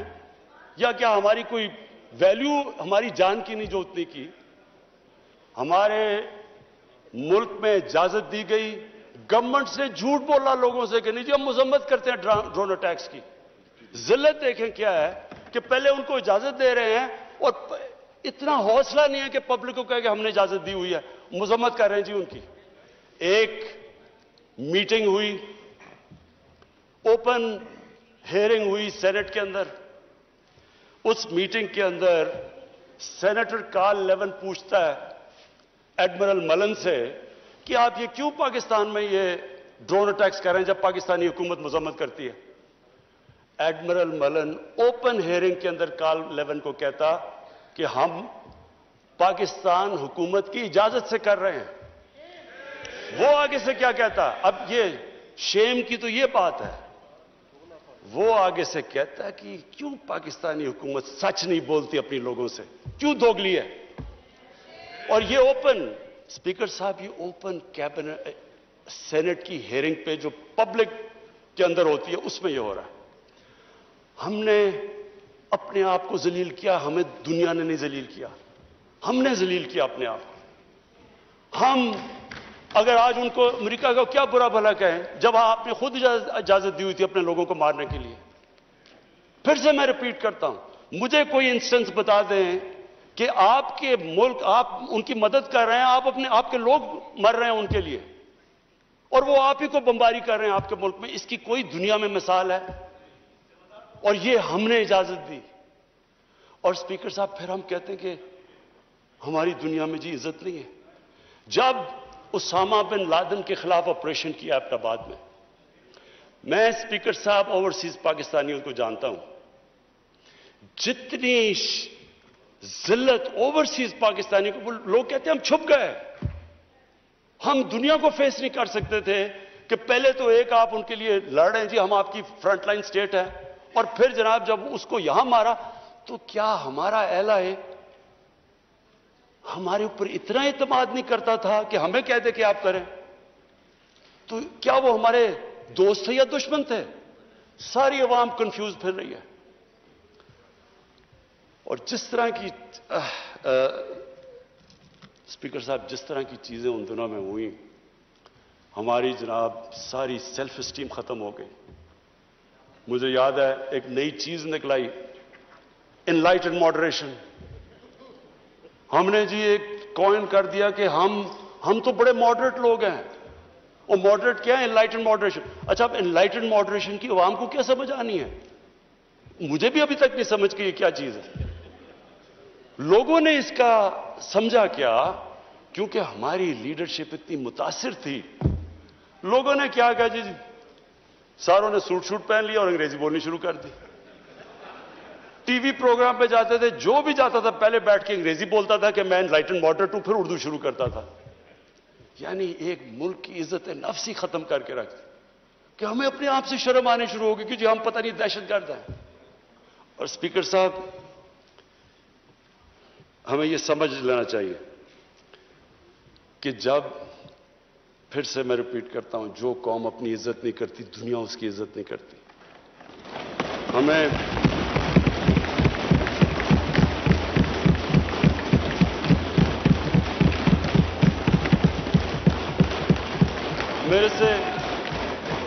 میرے سے پوچھا گیا جی کہ آپ پاکستان بیسز دے گا امریکہ کو.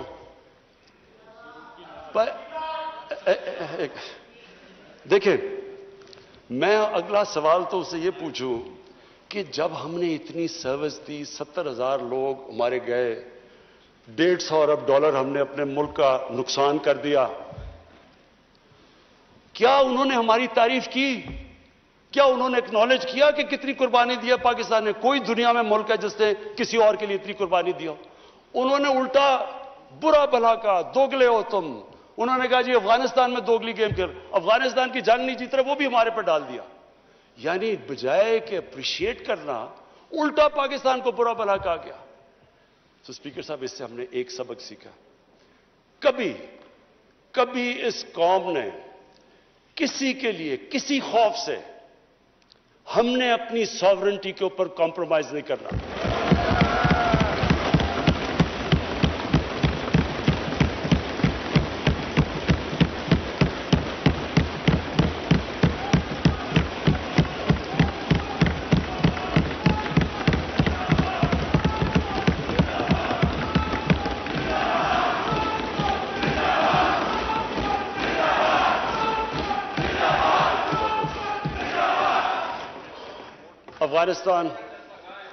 افغانستان یہ واقعی ہمارے لیے ایک بڑا مشکل اب وقت آ رہا ہے.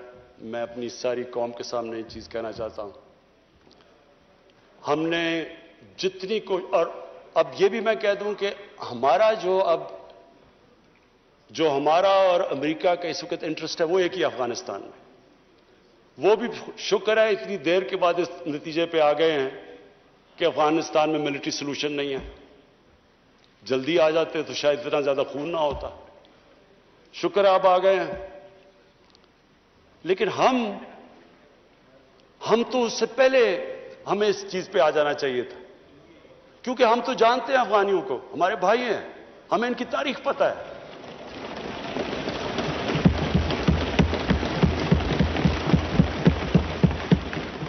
کبھی افغانستان نے باہر سے انٹرفیئرنس ایکسیپٹ نہیں کی، چاہے وہ انگریزوں کا دیکھ لیتے 19 سینچری میں، چاہے روسیوں کا دیکھ لیں، سوویٹس کا، اور چاہے یہ جو اتنی لمبی ساری امریکہ کی تاریخ میں سب سے بڑی جنگ کے بعد وہ بھی اس نتیجے پہ پہنچ گئے کہ کوئی ملٹری سلوشن نہیں تھا.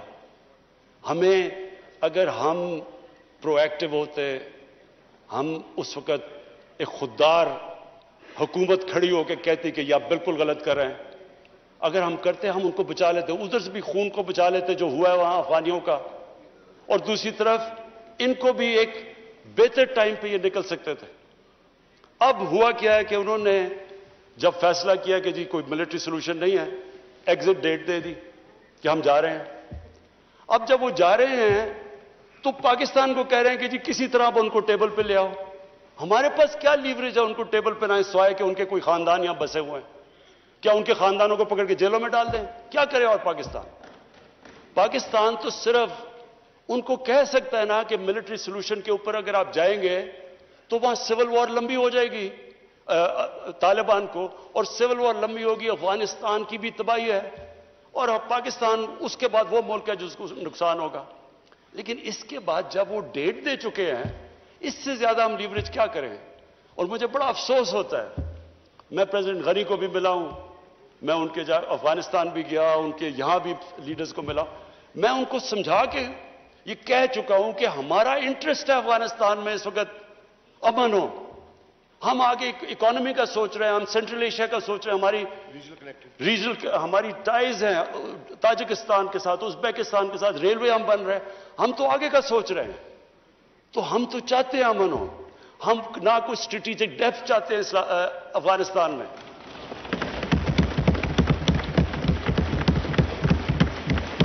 ہم نہ کوئی فیوریٹس چاہتے ہیں, نہ ہم کوئی پارٹیز کو چوز کرنا چاہتے ہیں. جو افغانستان کے لوگ چاہتے ہیں ہم ان کے ساتھ ہیں.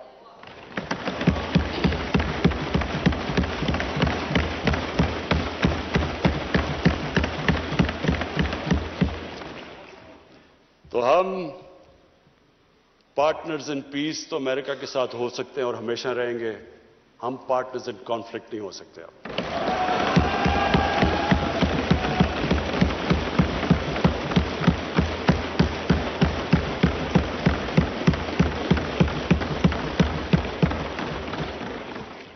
اسپیکر صاحب, اب میں صرف 2 آخر میں اپیل کرنا چاہتا ہوں. ایک تو اپنے اوورسیز پاکستانیز کو, سب سے پہلے تو ان کا شکریہ ادا کرنا چاہتا ہوں کہ جس طرح انہوں نے ریمیٹنسز, ریکارڈ ریمیٹنسز پاکستان میں بھیجی. آج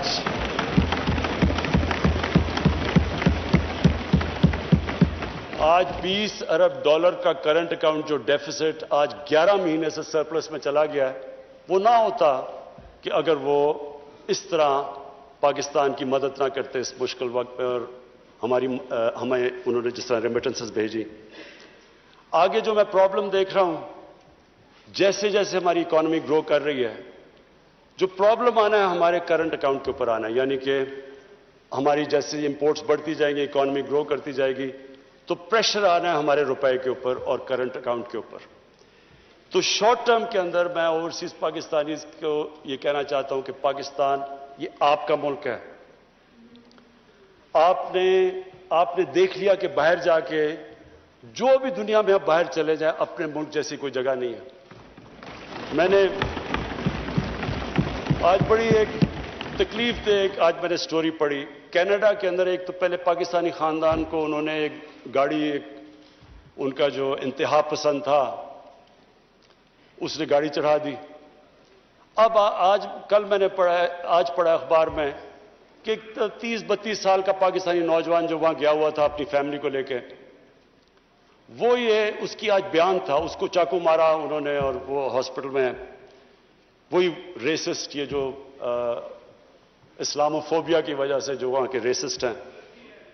تو اس نے جو سٹیٹمنٹ دی, میں صرف یہ کہنا چاہتا ہوں کہ وہ ہمارے لیے بڑی تکلیف دہ ہے. اس نے کہا کہ دیکھیں, میں تو یہاں روزی کمانے آیا تھا, اب مجھے خطرہ ہو گیا اپنی بیوی اور بچوں کو. تو یہ سارے اوورسیز پاکستانیوں کو میں آج کہنا چاہتا ہوں کہ دیکھیں, ہم بدقسمتی سے آپ کو نوکریاں یہاں نہیں دے سکے, آپ کو باہر جانا پڑا, اور آپ وہاں کام بھی اچھا کر رہے ہیں, کئی بڑے ایکسل کر چکے ہیں. لیکن یہ ضروری آپ کے لیے کہ آپ کا ملک تکڑا ہو, کہ اگر آپ کو مشکل پڑے اس طرح کی, تو آپ کو یہ ہو کہ میں اپنے ملک میں واپس جا سکتا ہوں. اس لیے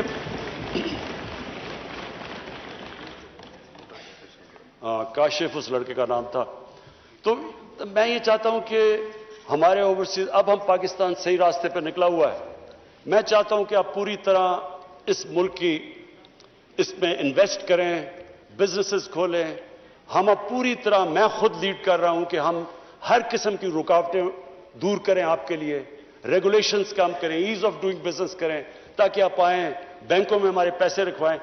کیونکہ یہ جو شارٹ ٹرم ہمارا کرنٹ اکاؤنٹ کے اوپر جو پریشر پڑے گا, وہ صرف اور صرف اوورسیز پاکستانی شارٹ ٹرم میں کر سکتے ہیں. اس کے بعد فورن انویسٹمنٹ بھی ہے, ہماری ایکسپورٹس. مجھے بڑے فخر سے میں کہتا ہوں کہ جو ایکسپورٹس کے اندر اب جو اوپر گئی ہیں, تو ہم آہستہ آہستہ تو صحیح راستے پہ نکل چکے ہیں کہ ایکسپورٹ لیڈ گروتھ. لیکن تھوڑے وقت کے لیے میں اپنے اوورسیز پاکستانی کو اپیل کروں گا. اور اس کے بعد میں اپنی قوم سے, اب میں یہ میرے لیے کافی مشکل چیز ہے یہ جو میں کہنا چاہتا ہوں کہ دیکھیں, جب ایک ملک کا سربراہ باہر جا کے دوسرے ملکوں میں ملک کے لیے قرضے یا پیسے لینا چاہتا ہے, یہ میری 3 سال میں 2 مہینے کم جو ابھی پیریڈ گزرا ہے, سب سے مشکل پیریڈ ہوتا ہے کہ آپ لوگوں سے جا کے قرضے مانگ رہے ہیں, پیسے مانگ رہے ہیں ملک کے لیے. یہ چلے میرے لیے تو ہے مشکل، لیکن یہ قوم نیچے جاتی ہے. جس قوم کا لیڈر جا کے پیسے مانگ رہا ہے وہ قوم کی کیا حیثیت ہے؟ تو میں اپنے لوگوں سے کہنا چاہتا ہوں کہ دیکھیں، آپ سب چاہتے ہیں کہ پاکستان عظیم قوم ہو. آپ وہ لوگ ہیں جو دنیا میں 4-5 ملک ہیں جو سب سے زیادہ خیرات دیتے ہیں. یہ وہ ملک ہے، اور میں سب سے بڑا ریسیپینٹ ہوں. شوکت حرم کے لیے پیسے اکٹھے کرتا ہوں، نمل یونیورسٹی کے لیے پیسے اکٹھے کرتا ہوں. 2 ہاسپٹل بن چکے، تیسرا کراچی میں سب سے بڑا ہاسپٹل، سب کے لیے پیسے دیتے ہیں. ابھی میرے سارے ایم این ایز باری باری میرے پاس آئے پروجیکٹس لے کے، کم از کم کو 500 ارب روپے کے پروجیکٹس مجھے دے دیے، جی یہ بھی بنا دو وہ بھی بنا دو. تو کیسے بنائیں جب پیسے نہیں ہیں آپ کے پاس؟ اور پیسے تب آئیں گے جب آپ ٹیکس دیں گے. یہ لوگ، میں اپنی طرف سے سب کو یہ اشور کرتا ہوں کہ پورا زور لگا رہے ہیں ہم کہ اپنے اوپر ہم خرچے نہ کریں. پرائم منسٹر ہاؤس کے اندر کتنا ہم نے، اور ہاؤس اور اس کے میں 108 کروڑ روپیہ 3 سالوں میں ہم نے اپنا ایکسپینس کام کیا ہے. فیڈرل گورنمنٹ نے کیا ہے. 2 سال میں پاکستانی فوج نے اپنا بجٹ فریز کر دیا. ہم نے پوری کوشش کی ہے آسٹیرٹی کی. لیکن اب قوم کو سامنے آنا پڑے گا. اگر ہم نے خوددار قوم بننا ہے ہمیں ٹیکس دینا پڑے گا. اس کو جس طرح آپ اس کو زکوٰۃ کو سمجھتے ہیں، جس کھلے دل سے زکوٰۃ دیتے ہیں، خیرات دیتے ہیں، تو ٹیکس، یہ میں اس لیے یہ کہہ رہا ہوں آج کیونکہ ہم اب پورا، میں یہ آج کہنا چاہتا ہوں کہ ہم نے پوری چھوٹ دی ہے بزنسز کو. مجھے اتنا بھی پتا ہے کئی بزنس نے اتنا پیسہ بنایا جتنا کبھی نہیں. خود مجھے بزنس مین نے کہا کہ ہمارا کبھی اتنا پیسہ نہیں بنا. تو یہ ضروری ہے، سب بزنسز سب کو کہتا ہوں کہ آپ کو کنٹریبیوٹ کرنا چاہیے. پیسے دیانتداری سے پیسے دینے چاہیے. ہمارا کام ہے کہ ہم ایف بی آر کو ٹھیک کریں گے کہ ایف بی آر میں ہراسمنٹ کا جو ایشو ہے آٹومیشن لے کے آ رہے ہیں انشاءاللہ تاکہ انسانوں کا کانٹیکٹ نہ ہو. لیکن عوام کا بھی آپ کا کام ہے کہ اگر آپ دنیا میں خودداری سے پھرنا چاہتے ہیں، ہرے پاسپورٹ کی دنیا میں عزت چاہتے ہیں، تو آپ کو اب اس طرح ٹیکس دینا پڑے گا جس طرح اسکینڈینیویا کے لوگ دیتے ہیں، جو کہ آج خوشحال معاشرہ ہے. خوشحال معاشرہ تب تک نہیں ہوگا جب تک ہم دیانتداری سے ٹیکس نہیں دیں گے. تو میری اپیل ہے آج سب کو کہ ہمارا ٹارگٹ سٹف ہے. ہم نے تقریباً 6,000 ارب روپیہ اکٹھا کرنا ہے ٹیکسز میں. 5,800 ارب روپیہ ہم نے اکٹھا کرنا ہے جو ہمارا ٹارگٹ ہے. اس کے اوپر ہم یہ جو نیا ہم نے اب فیصلہ کیا ہے کہ جس طرح امریکہ کے اندر ٹیکس فراڈ کا مطلب جیل. ٹیکس فراڈ کیا آپ جیل میں گئے. یہاں ہم کرنے لگے تھے لیکن ہمیں آیا کہ جی ایف بی آر کو لوگوں کو اعتماد نہیں. اب فائنانس منسٹر کے نیچے کمیٹی بنے گی، جو ولفل ٹیکس ڈیفالٹ ہوگا ہم اس کو جیل میں ڈال دیں گے. کیونکہ اگر ہم نے یہ نہ پیسہ اکٹھا کیا، ابھی بھی ہم آئی ایم ایف پروگرام میں ہیں، انہوں نے اس کے بعد ہمیں کہنا ہے کہ جی اس کے اوپر ٹیکس لگاؤ اور جی ایس ٹی لگاؤ اور چیزوں کے اوپر اور کھانے، تو لوگ تکلیف میں جائیں گے.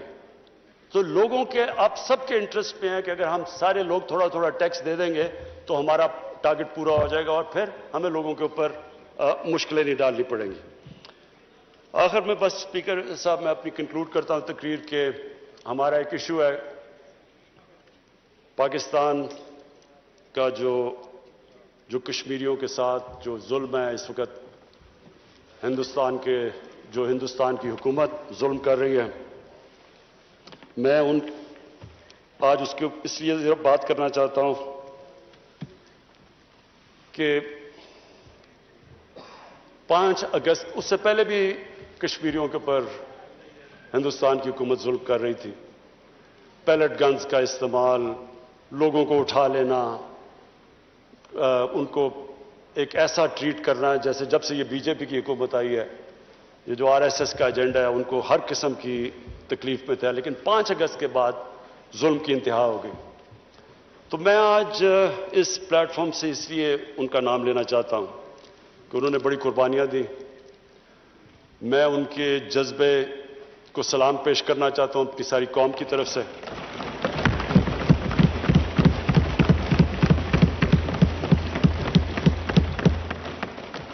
کوئی نہیں یہ سمجھ رہا تھا کہ جس طرح کا انہوں نے جو 80 लाख कश्मीरियों के ऊपर 8 लाख हिंदुस्तान की फौज बैठा दी ऊपर जाके, और हर थोड़ी देर के बाद एक्स्ट्रा जुडिशल किलिंग करते हैं, उनको डराया धमकाया, लोगों को, नौजवानों को पकड़ के बाहर ले गए, उनकी लीडरशिप को अंदर डाला। कोई नहीं समझ रहा था कि वो स्टैंड ले, वो खड़े होंगे। तो आज इस हॉल से मैं कहना चाहता हूं कि सारा पाकिस्तान उन कश्मीर, उन दिलेर कश्मीरियों, उनकी खास तौर पे ख्वातीन जिस तरह वो खड़ी होती हैं, जिस तरह वो बाहर जाती हैं, डेमोस्ट्रेट करती हैं, उनके जो बच्चे हैं, नौजवान हैं, हम सब उनके साथ खड़े हैं।